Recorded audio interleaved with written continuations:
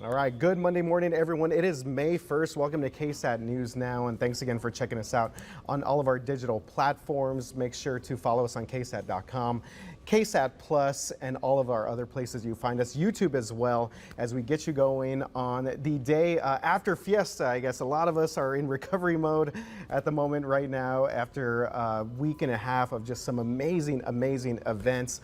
And if you get an opportunity, make sure if you did not get a chance to go out to any of the parades, you can watch all of that stuff on KSAT.com.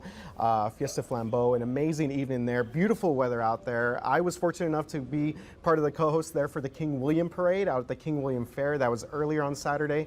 That's also on our website, KSAT.com. We had you covered the Pooch Parade, Battle of Flowers. We were all over the place when it comes to your Fiesta coverage. So if you happen to miss out on some of the action there, make sure to check us out on KSAT.com. So again, it is Monday as we start your work week. Sarah Spivey's hanging out with us. There she is. She just gave us a big whoop and a big fist pump there as she gets us set for your week's weather ahead. And I believe there are going to be some opportunities for rain coming up here later this week. So we will check in with Sarah here in just a little bit. But election week here, we have this now. Now that we're past Fiesta, we can start thinking about elections because that is just a few days away. We're talking about Saturday, and you still have 2 days left to vote early. So there is a lot on the ballot, and we have a breakdown of some of the big voting items that you'll see when you go vote. So check this out here. So in San Antonio, we have, of course, the mayor's race is up for grabs right now. Mayor Ron Nirenberg looking to extend his term here.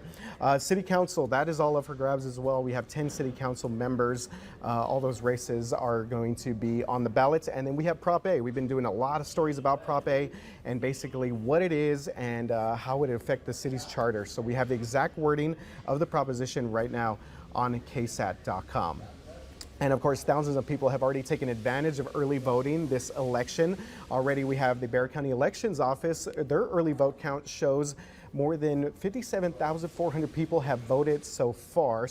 And we have some of the busiest voting locations, and that have been the Brook Hollow Branch Library, always a very busy one there. Almost 5,000 people have voted there. And the least busiest so far, that would be Southside ISD, their administration building, where we've had just a little bit over 40 people vote there at this time. So of course, all the polling locations available there on KSAT.com if you want to check that out. And of course, we mentioned earlier, early voting will end tomorrow, so you can vote anytime between 8 in the morning and 8 at night. And Election Day, again, coming up this Saturday, so we're going to have you fully covered there as well.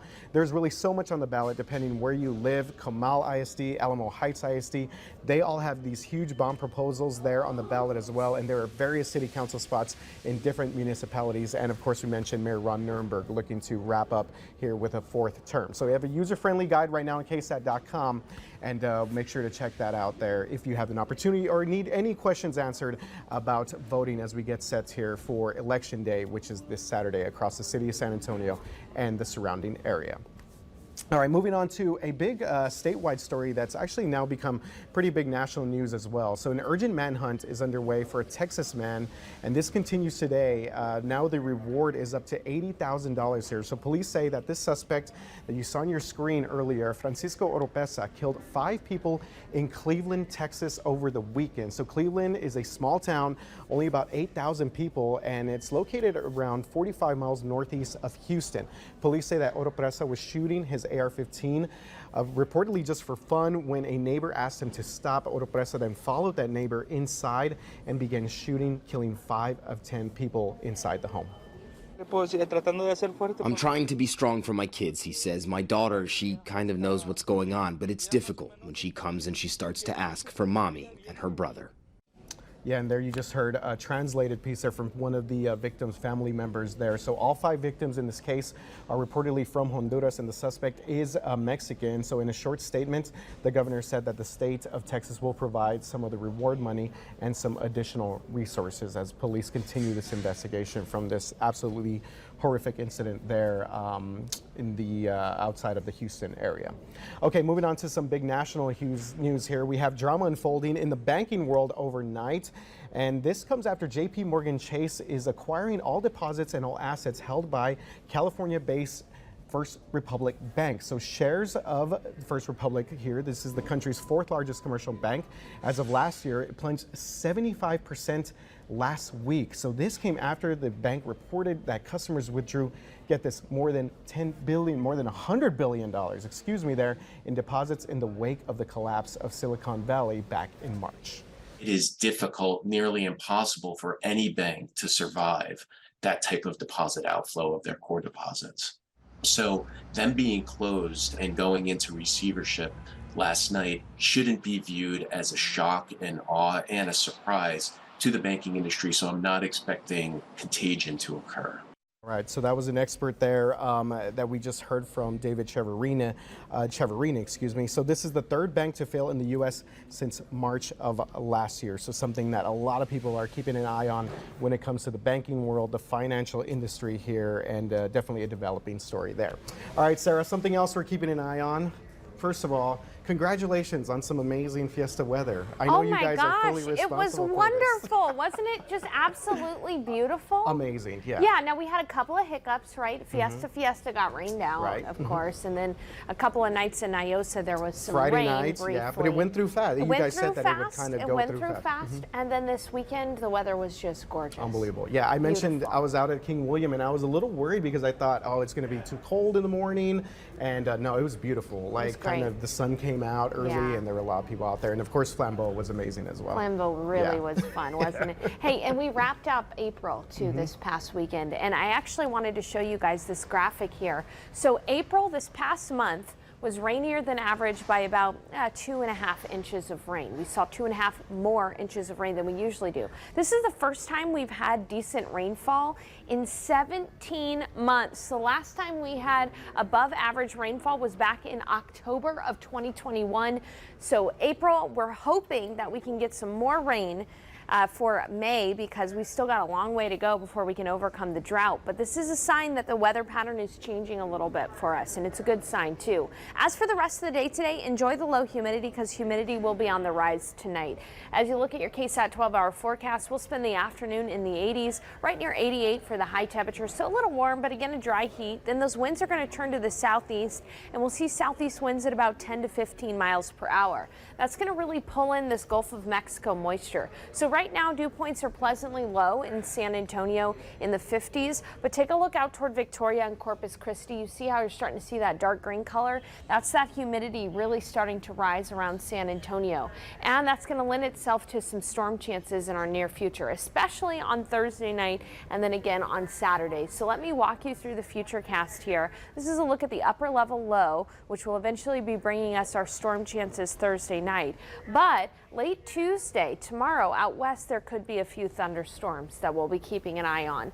Otherwise, this is a look at Thursday night. You can see that the chances for rain really go up as we see the approach of this low pressure system and a dry line as well. So about 40% coverage of some storms on Thursday night, and that may linger into Friday as well. So Thursday night, we do have a chance for some severe weather all the way from west of Oklahoma City down toward Del Rio and just west of San Antonio.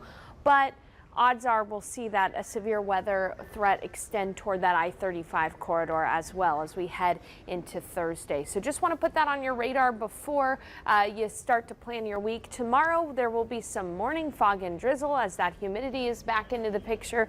Otherwise, we're going to be looking at a pretty quiet but humid week until Thursday night. That's when we'll be monitoring for some storms. And on Saturday, there's a small chance for storms as well.